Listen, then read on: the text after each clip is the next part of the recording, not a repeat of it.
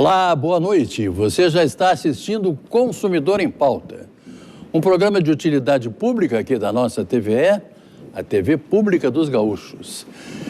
E é um programa de utilidade pública porque ele trata diariamente de assuntos que dizem respeito a nós todos, nós como cidadãos, aqueles que sabem dos seus direitos e das suas obrigações também. Então, nós tratamos sempre aqui de direito do consumidor, direito do trabalho, direito de família, direito previdenciário, comercial e direito imobiliário também. Diariamente, nós começamos aqui às 6h30, logo depois do radar. Termina a boa música do radar e nós começamos a falar sobre qualquer um desses assuntos aí que eu falei para vocês aqui.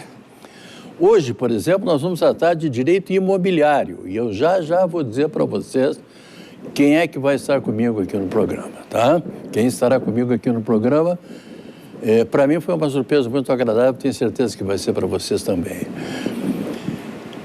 Lembrando que vocês podem fazer perguntas, vocês devem fazer perguntas, elas chegam em grande número e podem mandar para o nosso e-mail, que é consumidorempauta@tve.com.br. Podem mandar também para o 32 30 15 30, que é o telefone fixo aqui do nosso programa. Ou então mande um WhatsApp para 985-946-773. Acho que é certeira, né? 985-946-773. Exatamente, prefixo 51, que é o número aqui de Porto Alegre, o prefixo aqui de Porto Alegre. Mande as perguntas que nós vamos responder para vocês. Eu quero mandar um abraço muito especial para o pessoal de Carazinho, que está nos assistindo através do canal 44. Tá? Um grande abraço para vocês aí de Carazinho. Eu disse para vocês que nós vamos tratar hoje de direito imobiliário. E o doutor Taicir, que é o titular desse espaço aqui, me mandou um recado dizendo que ele hoje estaria em Cachoeiro do Sul fazendo uma audiência e provavelmente não chegaria a tempo de fazer o programa, coisa que realmente aconteceu. Então ele perguntou se o sócio dele poderia vir, porque o sócio dele diz ele que entende mais do que ele de direito imobiliário. Aí eu chego aqui e encontro essa figura maravilhosa que está aqui ao meu lado, que é o doutor Ricardo Waldman. Boa noite, doutor Ricardo, tudo bem? Boa noite. Para mim é um privilégio poder estar participando de um programa com a tua apresentação, né? Olha, nós trabalhamos juntos na Câmara Municipal de Vereadores, então para mim foi uma alegria imensa encontrar o Ricardo aqui e saber que ele é sócio do Taicir. Eles me trouxeram, inclusive, uma caneca de presente, aqui, ó, tá? É do escritório dos dois. E a caneca que está aqui, que eu estou mostrando para vocês, tá? Aqui, bonita, né? Ela tem uma frase atrás que diz assim, ó: há duas coisas na vida que não se pode deixar de ter quando se quer ir longe: bons amigos e bons advogados. Tá bom? Então, tá aqui, ó. Muito obrigado pela caneca, muito obrigado pela presença aqui no programa e vocês imaginam a alegria que eu estou sentindo hoje, né? Realmente é um prazer enorme em ter o Dr. Ricardo Waldman aqui. Falamos muito já sobre o nosso tema de Câmara de Vereadores. Podemos começar com as perguntas? Sim, podemos começar. Então. A primeira pergunta, doutor Ricardo, é da Liane, que mora na cidade de Portão. Recentemente adquiri um imóvel e, por questões financeiras, não fiz o registro no cartório, mas tenho o contrato particular. Minha irmã me disse que, se não registrar, eu não sou a proprietária do imóvel. Isso é verdade? Posso perder esse imóvel? Então, Liane, de fato, a tua irmã tem uma certa razão, tá? O Código Civil Brasileiro, no artigo 1245, diz que transfere entre vivos o bem mediante o registro aquisitivo. Tá? Esse documento tem que ser registrado no cartório imobiliário. Do contrário, tu tens apenas a posse do imóvel. Tá? A propriedade não. A propriedade continua registrada no nome do anterior o proprietário que te vendeu. Qual é o problema de não fazer o registro? Isso é bem comum, viu, Machado? Acontece. Isso, é o chamado contrato de gaveta. Isso é muito comum. Qual é o problema disso? Digamos que a pessoa que te vendeu o imóvel, Liane, tenha uma execução trabalhista. Então, o exequente, ele vai ser chamado pelo juiz para que indique bens a penhoras do devedor. E ele vai no cartório, encontra esse imóvel e vai gravar esse imóvel no cartório. E ela vai ter que aí constituir um advogado, vai ter que entrar com embargos de terceiro para tentar ilidir essa penhora. Por isso que é muito importante fazer o registro. Não é muito caro, dependendo do valor do imóvel, né? Se for, envolve até 200 e poucos mil reais, aí vai pagar 2, 3 mil reais de impostos que vale a pena fazer, tá? Para se resguardar. Pena, né? Isso. Isso vale tanto para pessoas que têm imóveis aqui em Porto Alegre, no interior, como o pessoal que está na praia. O pessoal da praia é mais descansado também, exatamente, né? Exatamente. Custa mais a registrar o imóvel. Exatamente, é bem isso. E corre por esses riscos, né? Corre risco, né? Claro. A próxima pergunta é de uma telespectadora anônima que mora na cidade de Guaíba. Ela diz o seguinte: uma comadre querida me pediu que fosse fiadora dela num contrato de locação. Meu marido é contra e já disse que não vai assinar. Posso ser fiadora sozinha, sem ele saber? Então, telespectadora de Guaíba, vai depender do regime de bens de vocês. Se o regime for de separação total de bens, não há problema. Outro regime, o regime de comunhão, separação parcial, aí a própria imobiliária não vai aceitar. Vai precisar da outorga do marido, não tem outra forma, tá? Exceto nesse regime de separação total. Aí, se não for esse regime, o marido tem que assinar, sim. O Francisco de Montenegro, doutor Ricardo, ele diz assim, estou desempregado desde agosto de 2018 e por isso com muita dificuldade de honrar as mensalidades do condomínio. Entre um bico e outro, vou pagando as parcelas, mas já faz uns 4 meses que não consigo pagar o condomínio. E o síndico me notificou avisando que cortaria meu fornecimento de água. E o Francisco pergunta se o síndico pode fazer isso. Não pode fazer. Isso é uma prática que vem sendo discutida nos tribunais em todo o país, não pode. O artigo 1228 do Código Civil diz que o proprietário tem o direito de gozar e usufruir do seu patrimônio. Também aliado à Constituição Federal, o direito de propriedade, que está no artigo 5º, inciso 22, né? Só quem tem essa faculdade de fazer corte do fornecimento de água ou luz são as empresas concessionárias, que possui uma lei específica para isso, e que já tem até, inclusive, Machado, um projeto tramitando na Câmara Federal para já impedir esse corte por falta de pagamento. Já está tramitando. Então, o condomínio não pode fazer o corte do abastecimento de água. Por quê? Inclusive, sendo honesto com um telespectador, se for buscar as jurisprudências em todo o Brasil, vai encontrar uma ou outra onde o judiciário dá ganho de causa para o condomínio. Mas são minoritárias. A maioria dá ganho de causa para o condômino. Porque o condomínio faz isso para compelir o devedor a pagar a dívida de condomínio, certo? Então, o que entende o judiciário majoritário?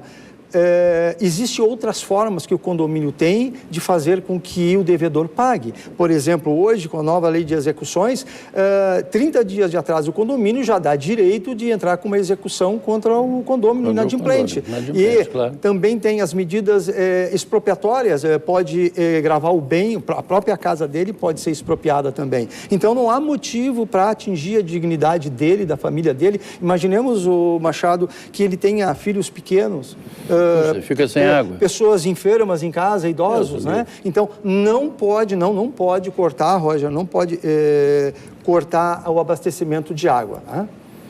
Mais uma coisa, um detalhe. Por favor. Para eridir isso, para resolver o problema, o que pode fazer?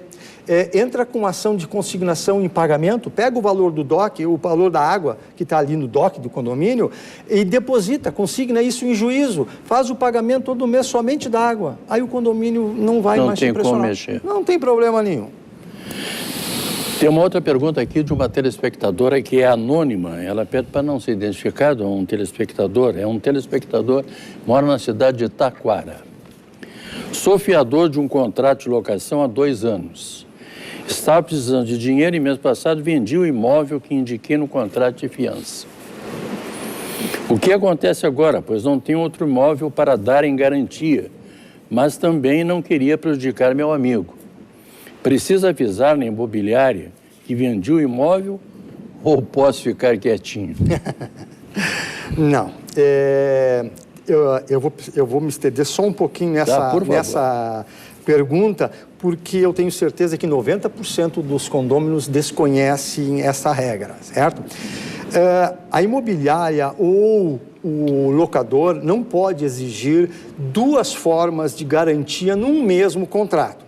Então, se a imobiliária ou o locador solicita um fiador, normalmente eles pedem o fiador com o imóvel. Mas para quê? Eles não gravam, o imóvel não vai gravado na matrícula, ele não é garantidor. Porque a garantia, ela pode ser em caução ou fiança. A fiança, ela é pessoal, é a própria pessoa que está garantindo, que é a figura do fiador. Tá? E a caução, ela é garantia real, ela é um bem. Eu garanto com um veículo meu ou com um imóvel meu. Então, se eu exijo do locatário essas 2 garantias, o que as pessoas não sabem é que o locador é passivo, inclusive, de prisão. Está previsto, eu trouxe a lei aqui. Aqui, ó, constitui... A caução de bens móveis deverá ser registrada em cartório, e títulos e documentos de bens móveis deverá ser averbada à margem da respectiva matrícula. Então, ele pega o fiador e registra no cartório, e se ele o fizer, exigir por motivo de locação, sublocação, mais de uma modalidade de garantia num mesmo contrato de locação. A penalidade vai de 3 meses a 1 ano de prisão. Puxa vida. 3 meses a 1 ano de prisão. Isso também. Pode, obviamente que pode ser substituída por trabalho comunitário, né? Mas tem uma cláusula penal. Então, quando a imobiliária ou locador exige esse imóvel, não é o imóvel que está garantindo. Então, por isso que ela conseguiu vender. Porque não estava gravado na matrícula imobiliária aquela garantia. Então, se ela vendeu, pode vender, porque quem vai garantir é a pessoa, é o fiador que vai garantir. A imobiliária pede porque na hora que ele vai executar o inquilino, ele não tem como pagar. Então, ele vai no fiador. E se o fiador não tem, ele sabe que o fiador tem um imóvel, ele sabe onde buscar e vai indicar para o juiz esse imóvel. Só que agora não vai encontrar mais. Mas não precisa comunicar, a imobiliária que vendeu. Tá? Pode porque ficar quietinho. Pode ficar, não faz parte da garantia. Tá bom. Temos aqui a pergunta do Roger, que mora na cidade de Taquari. Tenho um imóvel desocupado em um condomínio no litoral e pretendo alugá-lo na temporada, anunciando em um site de aplicativos. O síndico já me comunicou que nossa convenção proíbe tal prática. É possível que a convenção me impeça de locar o imóvel? Outra questão bem recorrente no judiciário em todo o país. Tá? Esses sites de aplicativo, alocação, as convenções dos condomínios estão mudando, tentando coibir essa prática. O condomínio não tem esse poder, ele não consegue fazer isso. Também vai encontrar em algumas decisões, principalmente no norte, que o judiciário tem dado ganho de causa para os condomínios, tá? Mas, majoritariamente, eles perdem. Não tem, é direito de propriedade, direito constitucional, eu tenho direito de usufruir, de gozar do meu patrimônio. Eles alegam em juízo que pessoas vindo de fora, trocando toda hora, coloca em risco a segurança do condomínio. Né? As pessoas não respeitam o ordenamento, as regras do condomínio. O que o judiciário tem dito? Olha, o próprio condômino proprietário, muitas vezes, não respeita a regra do condomínio. E o condomínio, pela sua convenção, tem formas de coibir isso. Aplicando multa, vai aplicar no proprietário, o proprietário vai vir conversar com as pessoas que estão locando o imóvel, vai retirá-las, elas assinam um contrato, né? Vão pagar multa, vão reter, o proprietário vai reter o valor que eles pagaram para o aluguel, né? Serão penalizados. E podem sair de um dia para o outro. O proprietário tem nesses contratos de aplicativos. Então não, o condomínio, apesar de constar na convenção, não pode proibir a locação temporária. Não pode. Claro que vai terminar no judiciário, né? Mas não pode. Não pode. Tem a pergunta aqui da dona Adriane, que mora na cidade de Alvorada.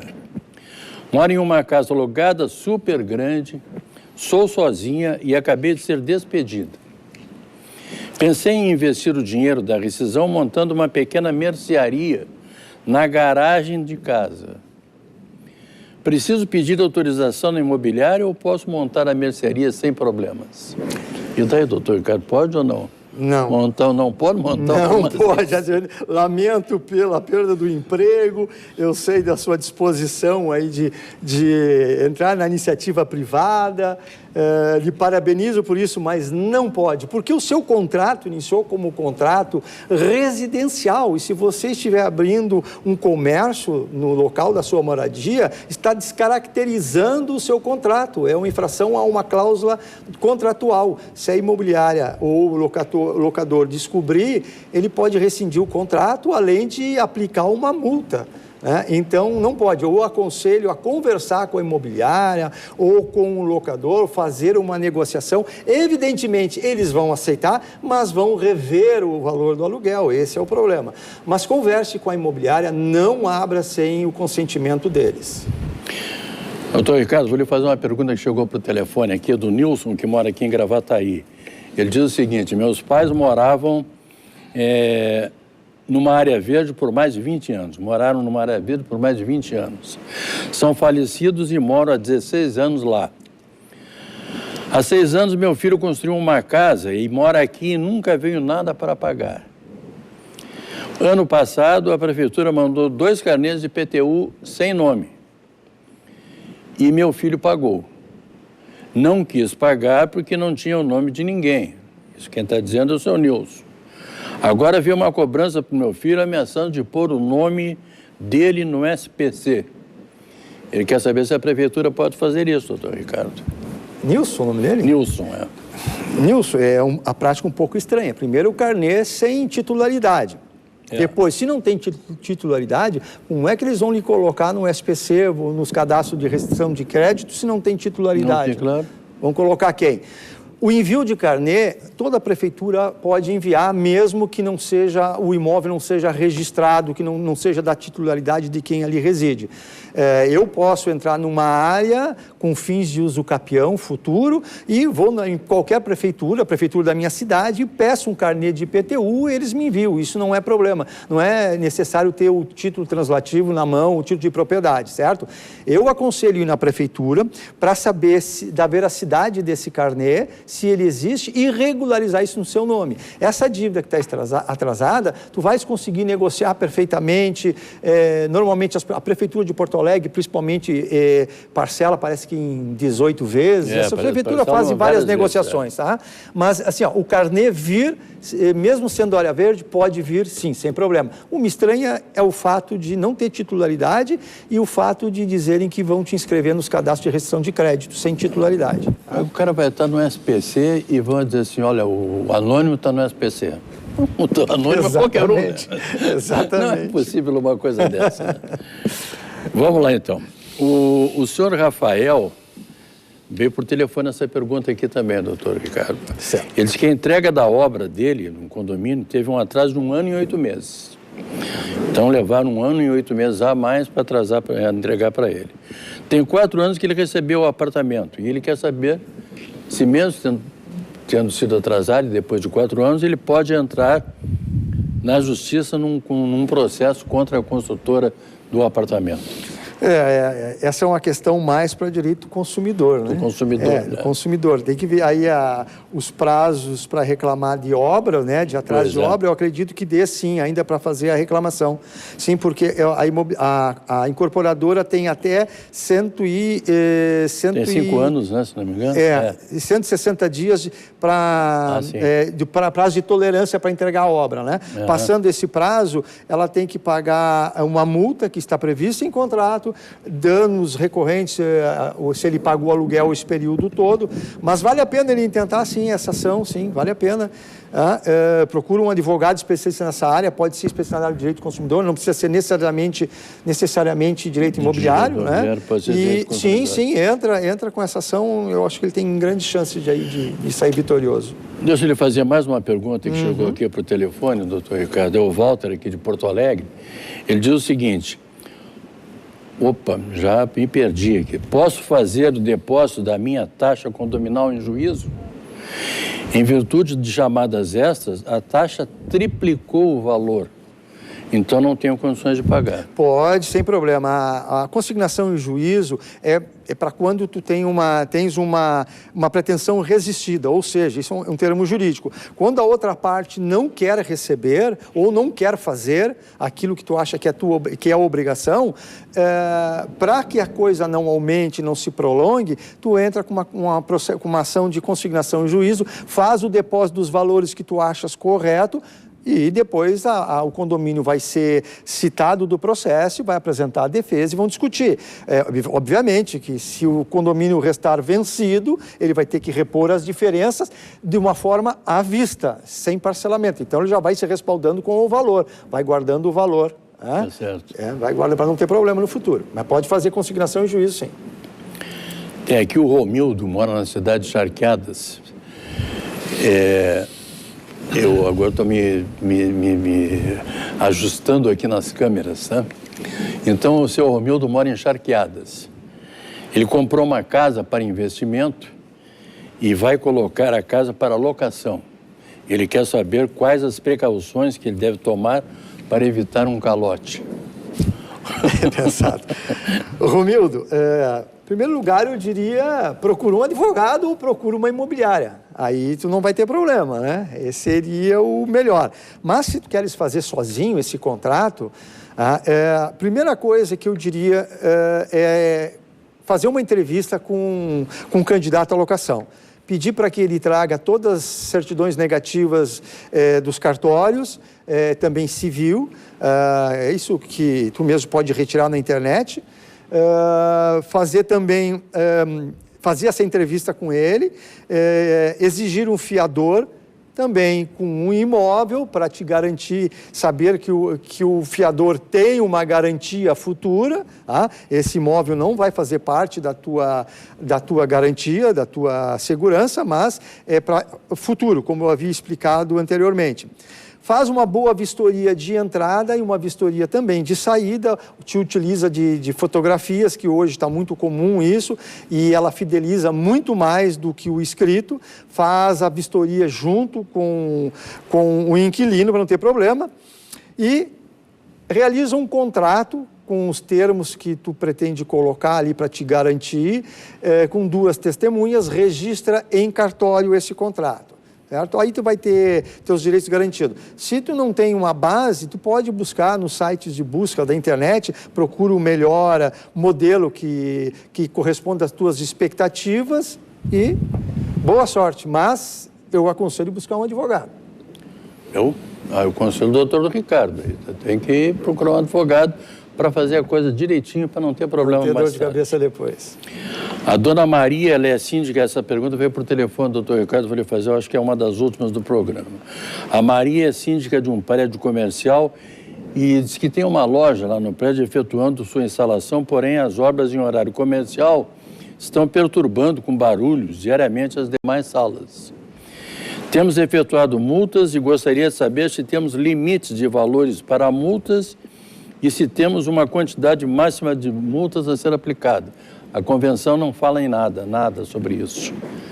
Isso tem que estar estatuído na convenção, né? Se ela é omissa, é óbvio que a lei do inclinato traz alguns parâmetros de multa, mas para residencial. Ela não fala especificamente se é comercial, né? Mas tudo aquilo que for dentro da razoabilidade, e multa de razoabilidade de condomínio vai até um salário mínimo, na reincidência pode ir a 2 salários mínimos, né? Pode ir a 10 vezes também, isso está na lei, pode ir a 10 vezes do valor do condomínio. Mas qual é o problema aqui? Como é o nome dela?